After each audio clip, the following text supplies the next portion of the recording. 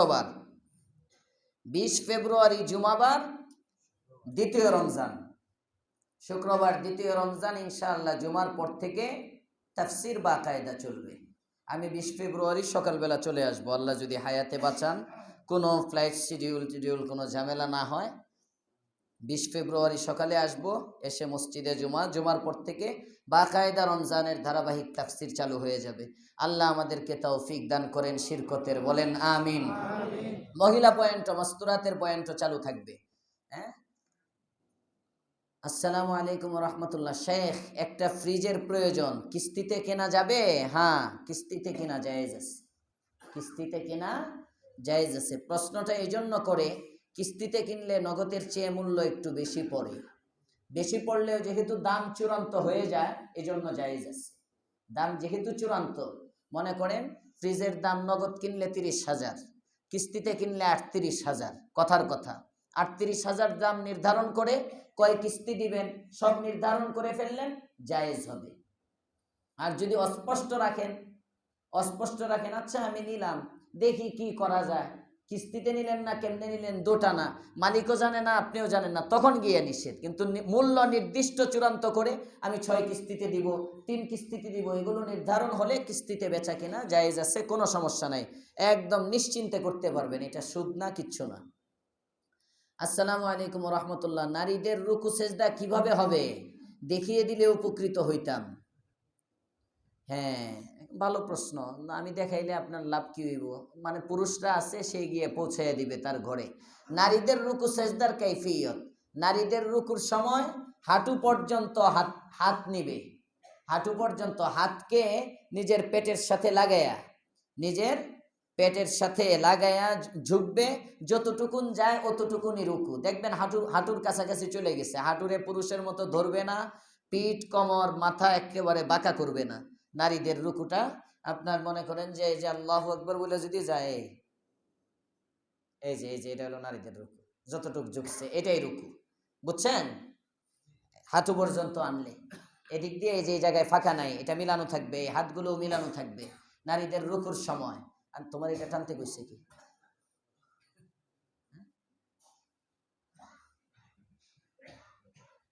সেজদা দেখাবো কিনা এই জন্য না? হ্যাঁ, সেজদা দেখাইলে তো কেউ দেখতে পারবো না, সবার দাঁড়ানো লাগবো, নাইলে আমারও চাই সেজদা দেওয়া লাগবে। নারীদের সেজদার সময় পুরা জমিনের মধ্যে শুয়ে পড়বে, বুঝছেন? মানে জড়ো সড়ো হইয়া শরীরটা একদম লাগিয়ে দিবে, উভয় পা ডান দিক দিয়ে বের করে দিবে, বুঝছেন তো? উভয় পা ডান দিক দিয়ে বের করে দিবে, নিতম্বের উপরে সেজদা করবে, দোনো পা বের করবে, দোনো পা এই যে মনে করেন এইভাবে পা বের করে দিয়ে তারপরে আপনার জোরো সড়ো হয়ে আপনার সেজদা করা। বুঝতে পারছেন তো আমি কি বলছি? পুরুষের মতো, পুরুষ তো 2 পায়ের উপর সেজদা করে, পায়ের আঙ্গুলের উপর তার শক্তি থাকে, পাগুলো খাড়া থাকে, হ্যাঁ, নিতম্ব থাকে হইলো আপনার আসমানের দিকে, প্রায় অনেকটা না। মহিলারা জোরো সড়ো হয়ে একদম শোয়ার কাইফিয়তে বৈশা জোরো সড়ো হয়ে দোনো পা ডান দিকে বের করে দিবে, এইভাবে মহিলারা সেজদা করবে। আচ্ছা, আর কি প্রশ্নগুলোর উত্তর দিয়ে দেই না, বা সিনামরি দিয়েই যাই। আসসালামু আলাইকুম রহমতুল্লাহ। আচ্ছা, এটা তো হয়েছে। আসসালামু আলাইকুম রহমতুল্লাহ। ওয়ালাইকুম আসসালাম রহমতুল্লাহ। হযরত, খাটের উপরে লোকজন ঘুমানো অবস্থায় থাকলে নিচে কোরআন শরীফ তেলাওয়াত করা যাবে? যদি মশারি টানানো থাকে, মশারি সূত্রা হইতে পারে না, এটা আজমতের খেলাফ। অন্তত কোরআন নিচে নিয়ে না বসে যতটুকুন উপরে আছে এতটুকুন উপরে আপনি একটা টেবিল কিছু নিয়েন, হ্যাঁ, উপরে মানুষ অবস্থায় নিচে বসা উচিত না, আজমতের খেলাফ, সম্মানের খেলাফ এটা। আসসালামু আলাইকুম রহমতুল্লাহ। ওয়ালাইকুম আসসালাম রহমতুল্লাহ বরকাতুহু। এশরাক, চাষ, জাওয়াল, আওয়াবিন, এই নামাজগুলোর সময় সীমা বুঝিয়ে দিলে ভালো হতো। এশরাকের নামাজ পড়বেন সূর্য উদয় হওয়ার 10 মিনিট পরে দিয়ে পড়বেন, 10-11 মিনিট পরে এশরাকের রক্ত হয়, ওই সময় পড়বেন।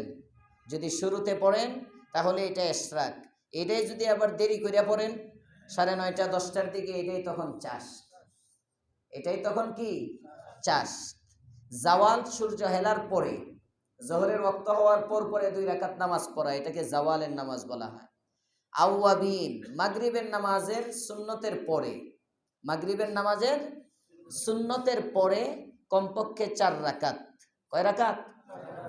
4 রাকাত নফল পড়া, এটাকে আওয়াবিন বলা হয়। 6 রাকাত পড়তে পারলে ভালো। 20 রাকাত পর্যন্ত রেওয়ায়েত আছে আওয়াবিন সম্পর্কে, 20 রাকাত পর্যন্ত রেওয়ায়েত আছে।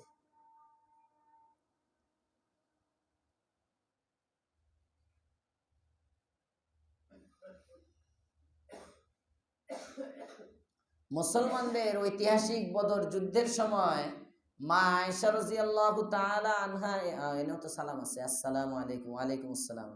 মুসলমানদের ঐতিহাসিক বদর যুদ্ধের সময় মা আয়েশা রাদিয়াল্লাহু তাআলা আনহার বয়স কত বছর ছিল এবং যুদ্ধ কে পরিচালনা করেছিলেন? কি দরকার এটা আপনার জানা? বয়স কত ছিল? বয়স দিয়ে আপনি কি করবেন?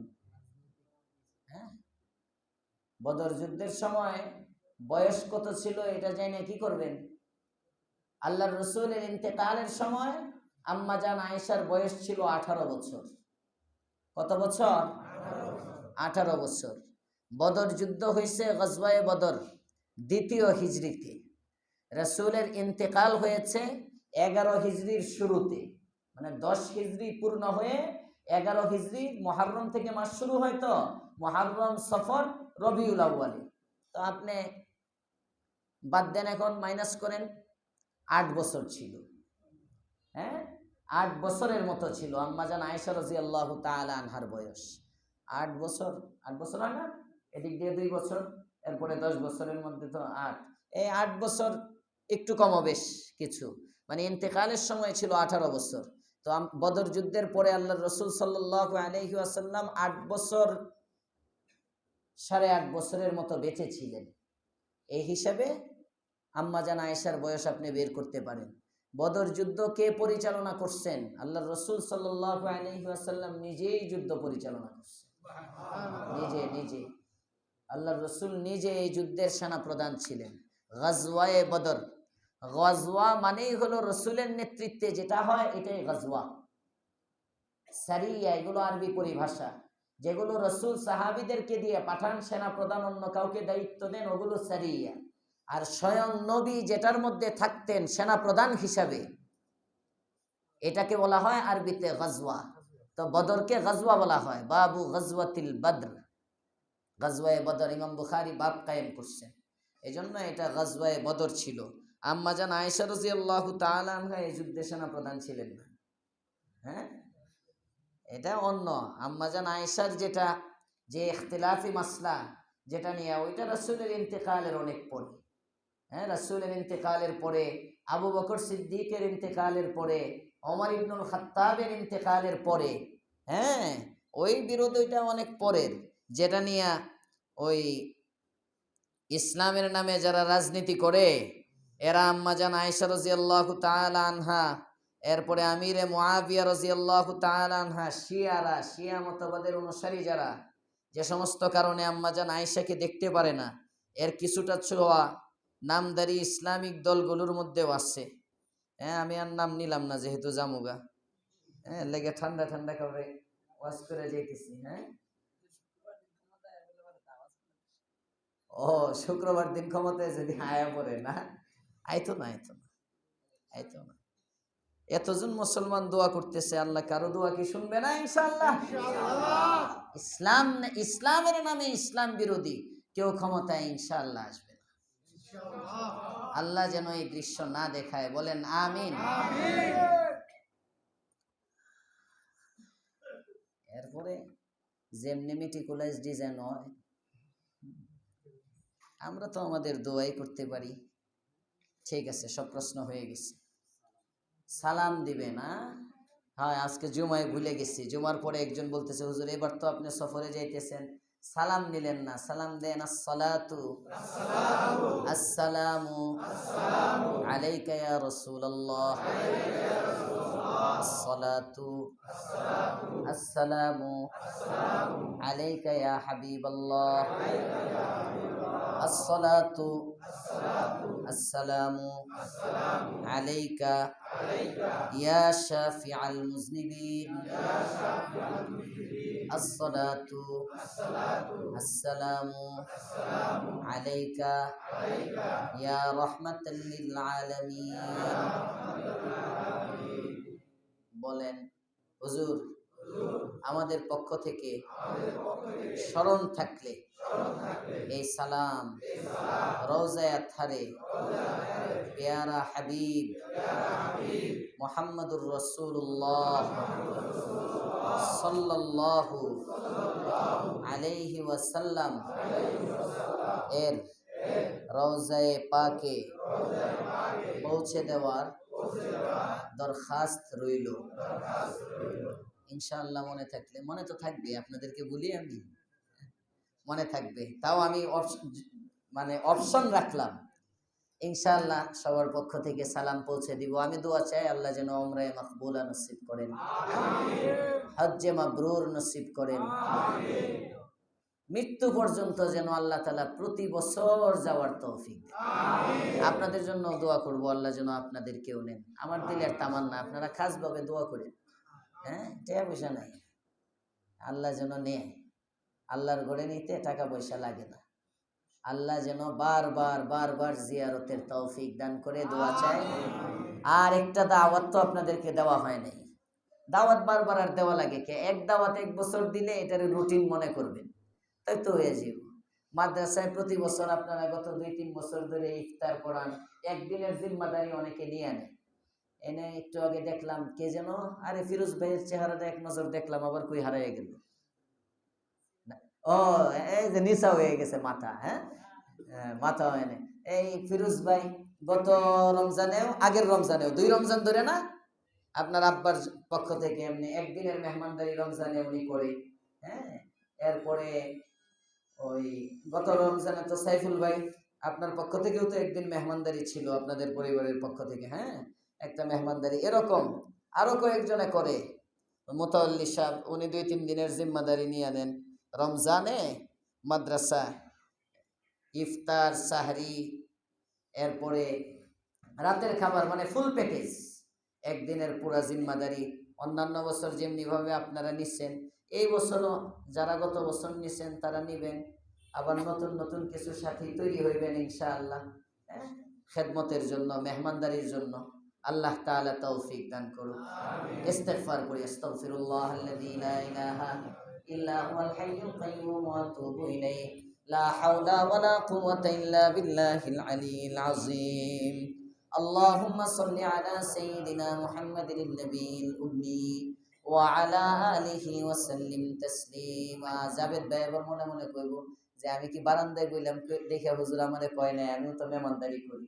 অনেকের নামই বলি নাই, আছে যারা যারা করেন আপনারা তো জানেনই, আপনাদেরই মাদ্রাসা। হ্যাঁ, আর আমার এখানে যারা আমার খাস ভক্ত দান করে, ওনারা গোপনে বেশি পছন্দ করে, নাম বলতে দিতে চায় না অনেক সময়। এই যে আব্দুল হক সাহেব বইয়ের এসে আমার কইয়ের নাম অনেক সময় কইলে জিব্বা দেয় এমনি কাপড় বাইরা মাথাটা নিচ দিকে দিয়ে দেয়। এটাই আসলে দানের তরিকা। হ্যাঁ, ডান হাতে দান করবে, বাম হাতেও খবর রাখবে না। আবার মাঝে মাঝে প্রকাশ্যেও করতে হয়। যেমন সিদ্দিক আকবর একেবারে ভরা মজলিসের মধ্যে হান্ডি পাতিল সব কিছু গামছা দিয়া বাইন্দা নবীর দরবারে নিয়ে গেছে। সুবহানাল্লাহ।